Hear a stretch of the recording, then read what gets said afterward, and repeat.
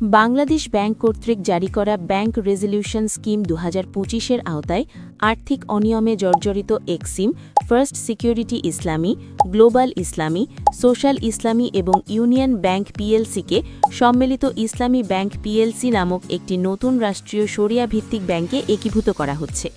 এই স্কিমের মাধ্যমে ব্যাংকগুলোর দায় সম্পদ স্থানান্তরিত হবে, মূলধন পুনর্গঠন করা হবে এবং আমানতকারীদের স্বার্থ সুরক্ষায় বিশেষ পরিশোধ পদ্ধতি চালু করা হবে। সরকার রূপান্তরিত আমানত এবং প্রাতিষ্ঠানিক বিনিয়োগের মাধ্যমে নতুন ব্যাংকের ৩৫,০০০ কোটি টাকার পরিশোধিত মূলধন গঠিত হবে।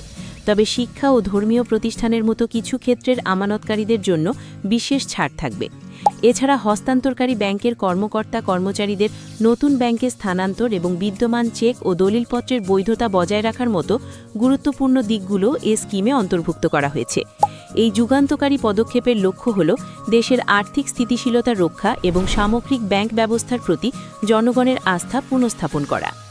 বাংলাদেশ ব্যাংক সম্প্রতি দেশের ব্যাংকিং খাতে একটি বড় পরিবর্তন এনেছে। ৫টি বড় ব্যাংককে একীভূত করে তৈরি হয়েছে একটি নতুন ব্যাংক, সম্মিলিত ইসলামী ব্যাংক পিএলসি। কিন্তু কেন এই পরিবর্তন? এর ফলে আমানতকারীদের কী হবে এবং কর্মকর্তা-কর্মচারীদের ভবিষ্যৎ কী? আজ আমরা এই ভিডিওতে ব্যাংক রেজলিউশন স্কিম ২০২৫-এর আদ্যপ্রান্ত বিশ্লেষণ করব, যেখানে আপনারা জানতে পারবেন এই স্কিমের খুঁটিনাটি। প্রিয় ভিউয়ার্স, আসসালামু আলাইকুম। আজকের নতুন ভিডিওতে আপনাকে স্বাগত জানাচ্ছি। আপনি যদি আমার চ্যানেলে নতুন হয়ে থাকেন তাহলে এরকম নতুন নতুন ভিডিওর আপডেট পেতে চ্যানেলটি সাবস্ক্রাইব করে রাখুন। ভালো লাগলে লাইক কমেন্ট করুন আর সম্পূর্ণ ধারণা পেতে পুরো ভিডিওটি না টেনে দেখুন। তাহলে শুরু করা যাক। অধ্যায় ১, প্রজ্ঞাপনের পটভূমি। এই প্রজ্ঞাপনটি জারির পেছনে কিছু গুরুতর কারণ রয়েছে। Bangladesh bank export import bank PLC, first security ইসলামী ব্যাংক পিএলসি, গ্লোবাল ইসলামী ব্যাংক পিএলসি, সোশ্যাল ইসলামী ব্যাংক পিএলসি এবং ইউনিয়ন ব্যাংক পিএলসিতে ব্যাপক অনিয়ম ও জালিয়াতির ঘটনা পর্যবেক্ষণ করেছে।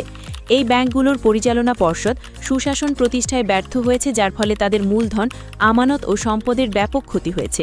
দীর্ঘ সময় ধরে তারল্য সহায়তা দেওয়া সত্ত্বেও তাদের আর্থিক অবস্থার কোনো উন্নতি হয়নি, বরং সংকট আরও গভীর হয়েছে। ফলস্বরূপ ব্যাংক রেজলিউশন অধ্যাদেশ ২০২৫-এর ১৫ ধারা অনুযায়ী এই ব্যাংকগুলোকে অকার্যকর বা নন ভায়াবল ঘোষণা করা হয়েছে এবং বাংলাদেশ ব্যাংক প্রশাসক নিয়োগ করেছে। জনস্বার্থে এবং দেশের আর্থিক স্থিতিশীলতা রক্ষায় ১৬ ধারার ক্ষমতা প্রয়োগ করে এই রেজলিউশন স্কিম প্রণয়ন করা হয়েছে। অধ্যায় ২, রেজলিউশন স্কিমের উদ্দেশ্য ও নতুন ব্যাংক। এই রেজলিউশন স্কিমের প্রধান উদ্দেশ্য হল একটি শক্তিশালী ব্যাংক ব্যবস্থা গড়ে তোলা। এর আওতায় সম্মিলিত ইসলামী ব্যাংক পিএলসি নামে একটি রাষ্ট্র মালিকানাধীন শরিয়া ভিত্তিক নতুন ব্যাংক স্থাপন করা হয়েছে। অধ্যায় ৩, মূলধন কাঠামো এবং শেয়ারধারক। এই নতুন সম্মিলিত ইসলামী bank PLC, Exim bank PLC, first security ইসলামী ব্যাংক পিএলসি, গ্লোবাল ইসলামী ব্যাংক পিএলসি, সোশ্যাল ইসলামী ব্যাংক পিএলসি এবং ইউনিয়ন ব্যাংক পিএলসি এর দায় সম্পদ হস্তান্তরের মাধ্যমে একীভূতকরণ কার্যক্রম সম্পন্ন করবে। এই পুরো প্রক্রিয়াটিকে ব্যাংক রেজলিউশন স্কিম ২০২৫ নামে অভিহিত করা হয়েছে। নতুন সম্মিলিত ইসলামী ব্যাংক পিএলসির অনুমোদিত মূলধন ৪০,০০০ কোটি টাকা এবং পরিশোধিত মূলধন ৩৫,০০০ কোটি টাকা। এর মূলধন নিম্নরূপভাবে গঠিত হবে: ক শ্রেণীর শেয়ারধারক, সরকার কর্তৃক প্রদত্ত ২০,০০০ কোটি টাকা মূলধন। খ শ্রেণীর শেয়ারধারক, হস্তান্তরকারী ব্যাংক ও ফাইন্যান্স কোম্পানিগুলোর স্থায়ী আমানতের অংশ থেকে ৭,৫০০ কোটি টাকা শেয়ারে রূপান্তরিত হবে। গ শ্রেণীর শেয়ারধারক, ব্যাংক ও ফাইন্যান্স কোম্পানি ব্যতীত অন্যান্য প্রাতিষ্ঠানিক আমানতকারীদের স্থায়ী আমানতের অংশ থেকে ৭,৫০০ কোটি টাকা শেয়ারে রূপান্তরিত হবে। তবে শিক্ষা প্রতিষ্ঠান, ধর্মীয় প্রতিষ্ঠান, হাসপাতাল, বিভিন্ন প্রতিষ্ঠানের কর্মকর্তা-কর্মচারীদের provident fund, gratuity, joint venture company, বহুমাত্রিক কোম্পানি, রেজলিউশনের আওতাভুক্ত ব্যাংক ও ফাইন্যান্স কোম্পানি এবং বিদেশি দূতাবাসগুলোর ক্ষেত্রে এই বিধান প্রযোজ্য হবে না। অধ্যায় ৫, আমানত সুরক্ষা ও পরিশোধ পদ্ধতি। আমানতকারীদের জন্য এটি একটি গুরুত্বপূর্ণ অংশ। চলতি ও সঞ্চয়ী আমানত। হস্তান্তরকারী ব্যাংকগুলোর সকল চলতি, সঞ্চয়ী বা অনুরূপ আমানত সম্মিলিত ইসলামী ব্যাংক পিএলসিতে তাদের হুবহু নামে এবং হিসাবে স্থানান্তরিত হবে এবং পরবর্তী নির্দেশ না দেওয়া পর্যন্ত কার্যকর থাকবে। যদি মুনাফার হার ব্যাংক হারের চেয়ে বেশি হয় তবে ব্যাংক হারে হিসাব নিয়ন্ত্রণপূর্বক আমানত স্থিতি নির্ণয় করা হবে। স্থায়ী আমানত। স্থায়ী আমানতের আসল এবং হস্তান্তরের পূর্বদিন পর্যন্ত মুনাফা হিসাবায়ন করে সম্মিলিত ইসলামী ব্যাংক পিএলসিতে স্থানান্তরিত হবে। যদি আমানত হিসাবে কোনো সঠিকতা নিয়ে সন্দেহ থাকে তাহলে বাংলাদেশ ব্যাংকের অনুমতিপূর্বক ৩ মাসের মধ্যে যাচাই করা হবে। আমানত সুরক্ষা।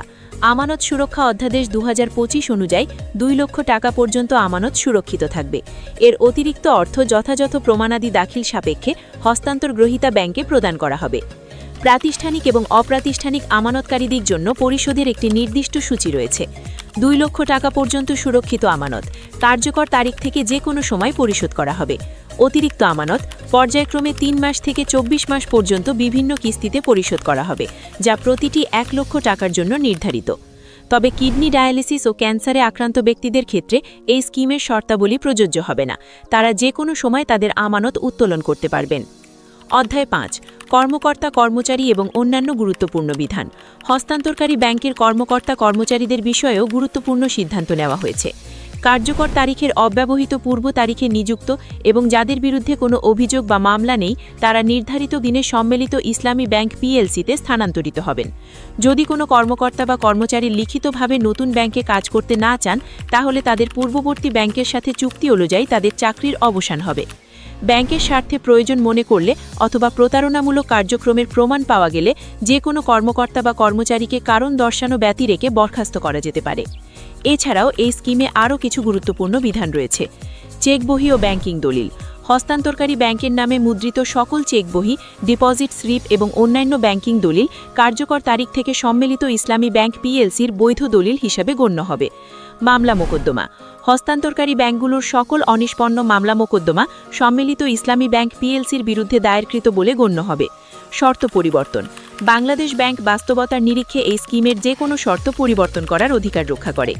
এই যুগান্তকারী পদক্ষেপের লক্ষ্য হল দেশের আর্থিক স্থিতিশীলতা রক্ষা এবং সামগ্রিক ব্যাংক ব্যবস্থার প্রতি জনগণের আস্থা পুনঃস্থাপন করা। আমরা আশা করি এই স্কিম বাস্তবায়নের মাধ্যমে দেশের অর্থনীতি আরও মজবুত হবে এবং জনগণের ব্যাংকিং ব্যবস্থার প্রতি আস্থা ফিরে আসবে। এই বিষয়ে আপনাদের কোনো প্রশ্ন থাকলে কমেন্ট বক্সে জানাতে পারেন, আমরা উত্তর দেওয়ার চেষ্টা করব।